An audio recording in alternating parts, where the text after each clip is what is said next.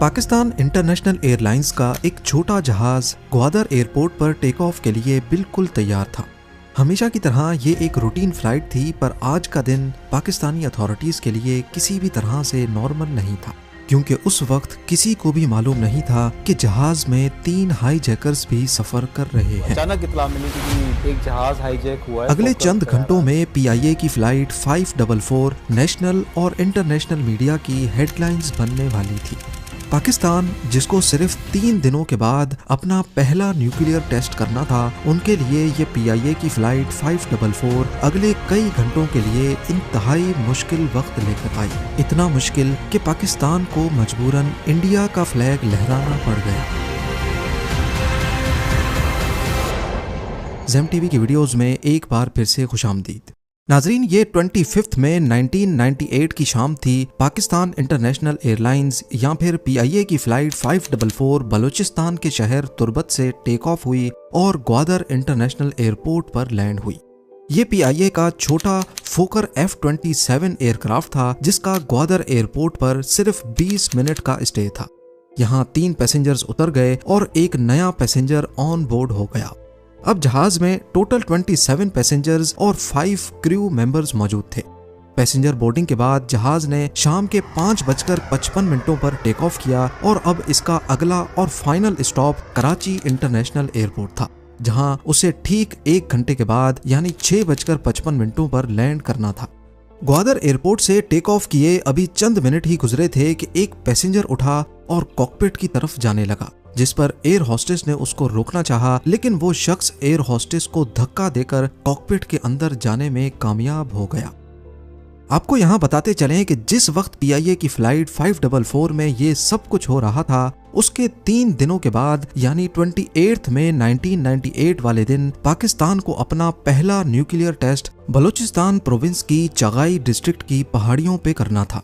इस टेस्ट को पाकिस्तान ने चगाई 1 का नाम दिया और ये पाकिस्तान की हिस्ट्री में एक बहुत इम्पोर्टेंट दिन था, क्योंकि इंडिया अपना दूसरा न्यूक्लियर टेस्ट पोखरान 2 इसी महीने की शुरुआत में कर चुका था।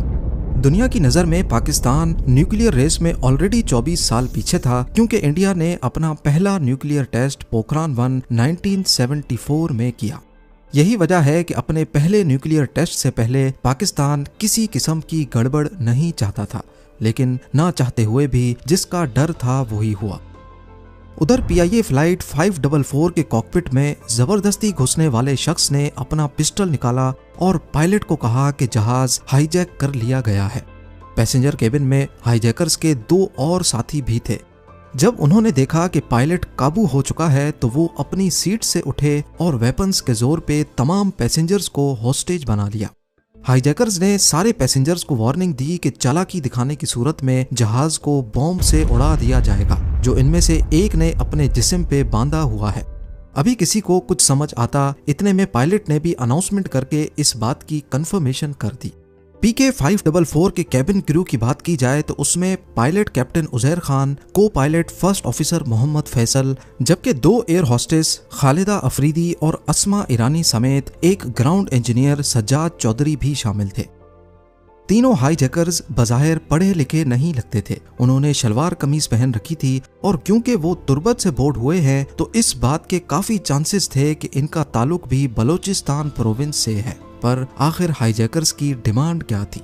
बलूचिस्तान प्रोविंस साउथ में मौजूद पाकिस्तान की सबसे बड़ी प्रोविंस है।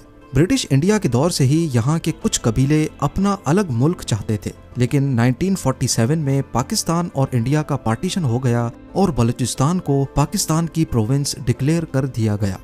तब से लेकर बलूचिस्तान के कुछ कबीले पाकिस्तानी गवर्नमेंट के खिलाफ हैं और बलूचिस्तान के नेचुरल रिसोर्सेज को इस्तेमाल करना इनको अच्छा नहीं लगता। 28 मई 1998 को अपना पहला न्यूक्लियर टेस्ट भी पाकिस्तान को बलूचिस्तान की चगाई डिस्ट्रिक्ट में ही करना था।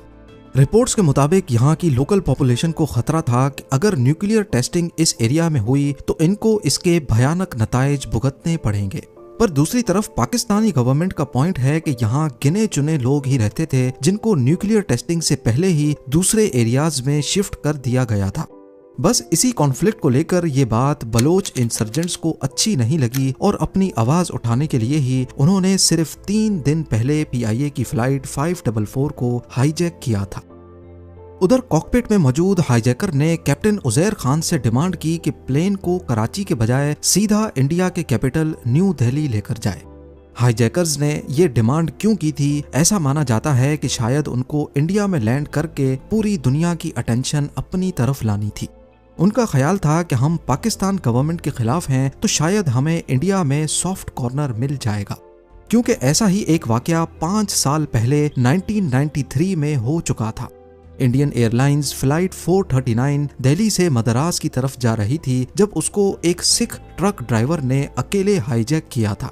उसने पायलट से जहाज को पाकिस्तान में लाहौर इंटरनेशनल एयरपोर्ट लेकर जाने की डिमांड की, लेकिन परमिशन ना मिलने पर जहाज को अमृतसर में ही लैंड करवाया गया, जहां हाईजैकर ने मीडिया पर प्रेस कॉन्फ्रेंस करने के बाद खुद को सरेंडर कर दिया। शायद बलोच हाईजैकर्स का भी ऐसा ही कोई प्लान था। फ्लाइट 544 के कैप्टन ने बंदूक की नोक के नीचे जहाज की डायरेक्शन इंडिया की तरफ कर दी और अनाउंसमेंट करके पैसेंजर्स को भी इतला दी कि हम इंडिया के शहर न्यू दिल्ली में लैंड करेंगे। पर हाईजैकर्स को ये मालूम नहीं था कि कैप्टन ने चुपके से एयरक्राफ्ट का ट्रांसपोंडर हाईजैक मोड में कर दिया है, जिससे ग्राउंड पर ट्रैफिक कंट्रोलर को सिग्नल जा चुका था कि ये जहाज हाईजैक हो चुका है। PIA फ्लाइट 544 अब कराची को क्रॉस करती हुई पाकिस्तान इंडिया बॉर्डर की तरफ बढ़ रही थी। इतने में पायलट ने हाईजैकर को कहा कि ये छोटा फोकर F-27 जहाज है जिसमें इतना फ्यूल नहीं होता कि हम सीधा 1100 किलोमीटर दूर न्यू दिल्ली जा सकें, लिहाजा जहाज को कहीं रिफ्यूलिंग के लिए लैंड कराना पड़ेगा। पायलट ने हाईजैकर्स को कहा कि हमें इंडिया के भुज एयरपोर्ट पर लैंड करना चाहिए, जो कि कराची से 300 किलोमीटर दूर गुजरात में मौजूद है। हाईजैकर्स इस बात पर राजी हो गए तो पायलट ने कंट्रोल टावर से राब्ता किया और भुज एयरपोर्ट पर लैंडिंग की परमिशन मांगी। पर यहाँ पायलट उजैर खान ने चालाकी दिखाई थी और असल में उन्होंने भुज एयरपोर्ट नहीं बल्कि पाकिस्तान के ही हैदराबाद एयरपोर्ट को कॉल मिलाई थी। पूरे पाकिस्तान के एयरपोर्ट्स पर पहले से इंफॉर्मेशन पहुंच चुकी थी कि फ्लाइट 544 हाईजैक हो चुकी है, जिसकी वजह से हैदराबाद एयरपोर्ट का कंट्रोल टावर भी पहले से अलर्ट था।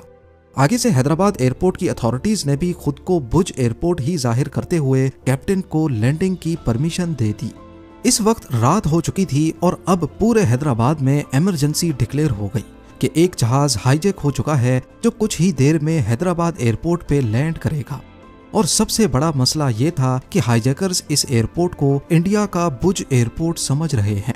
एयरपोर्ट अथॉरिटीज को कहा गया कि वो फौरन पूरे एयरपोर्ट से तमाम निशानात मिटा दें जिससे एयरपोर्ट की पहचान होती है।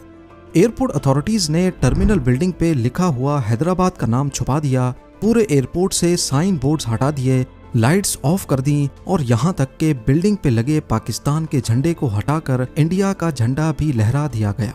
इसके अलावा लोकल एडमिनिस्ट्रेशन के साथ मिलकर पूरे हैदराबाद सिटी को ब्लैकआउट कर दिया गया ताकि लैंडिंग के वक्त हैदराबाद का कोई खास निशान हाईजैकर्स पहचान ना सकें। रेंजर्स और पुलिस की गाड़ियां एयरपोर्ट पर ही अपनी लाइट्स बंद करके खड़ी हो गईं, लेकिन ये सब कुछ इतनी अचानक से हुआ कि किसी को भी अगला प्लान ऑफ एक्शन मालूम नहीं था। रात गए PK 544 ने हैदराबाद एयरपोर्ट पर आखिरकार लैंड कर लिया। एयरपोर्ट अथॉरिटीज ने जहाज की विंडोज के अंदर देखा तो एक हाईजैकर कॉकपिट में एक मेन डोर के पास जबकि तीसरा कैबिन में टहल रहा था। करीब 1 घंटे तक खामोशी रही, लेकिन फिर रात के 11:35 पर जहाज का दरवाजा खुलता है और अंदर से ग्राउंड इंजीनियर सजाद चौधरी को बाहर भेजा जाता है। उनको खाना पानी लाने के लिए और एक खास पैगाम देकर बाहर भेजा गया था। डरा सहमा हुआ ग्राउंड इंजीनियर एयरपोर्ट अथॉरिटीज के पास आया और पुलिस के सामने हाईजैकर्स की डिमांड रख दी। हाईजैकर्स जो समझ रहे थे कि वो इंडिया के भुज एयरपोर्ट पे लैंड हुए हैं, उनकी डिमांड थी कि वो इंडिया में पाकिस्तान हाई कमिश्नर से मीटिंग करना चाहते हैं। उनकी सबसे बड़ी डिमांड बलूचिस्तान में न्यूक्लियर टेस्टिंग को रोकना था। पुलिस को इन्फॉर्मेशन दी गई कि पाकिस्तान आर्मी के कमांडोज का एक दस्ता इस्लामाबाद से आ रहा है, तब तक वो हाईजैकर्स का टाइम किसी भी तरह से जाया करते रहें। लिहाजा पुलिस वालों ने खुद को इंडियन जाहिर करके हाईजैकर से इंटरेक्शन करने का फैसला किया। Senior superintendent of police Akhtar Gorchani ने अपना नाम मनोज कुमार रखा ASP उस्मान अनवर रामचंद्र बने और डिप्टी कमिश्नर सोहेल शाह गोपी चंद बने। उस वक्त उनको जो नाम समझ आया उन्होंने रख लिया और हिम्मत करके सिविल ड्रेस में प्लेन के करीब गए। उन्होंने हाईजैकर्स और पैसेंजर्स को खाना दिया और उनसे बड़े फ्रेंडली अंदाज में मिले। HSP अख्तर गोरचानी, जो वैसे भी बलोची लैंग्वेज जानते थे, वो हाईजैकर्स की आपसी गुफ्तगू को बड़ी आसानी से समझ पा रहे थे, लेकिन उन्होंने उनको बिल्कुल भी शक नहीं होने दिया। पुलिस ऑफिसर्स ने हाईजैकर्स के साथ कई घंटे गुजारे और उनके बीच ट्रस्ट का लेवल बढ़ चुका था। उनको बताया गया कि Pakistan high commissioner new Delhi से निकले हैं और उनको यहाँ पहुँचने में थोड़ा वक्त लगेगा, जबकि असल में वो सब पाकिस्तान आर्मी के कमांडोज का वेट कर रहे थे।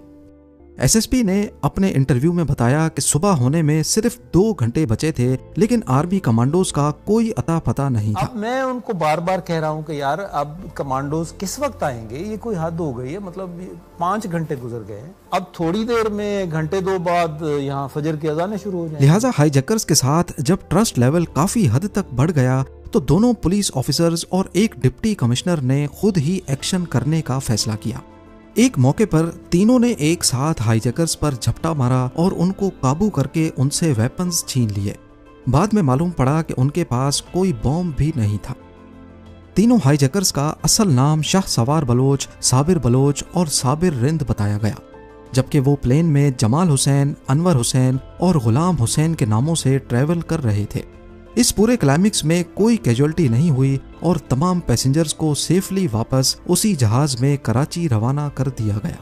उम्मीद है ज़ेम टीवी की ये वीडियो भी आप लोग भरपूर लाइक और शेयर करेंगे। आप लोगों के प्यार भरे कमेंट्स का बेहद शुक्रिया।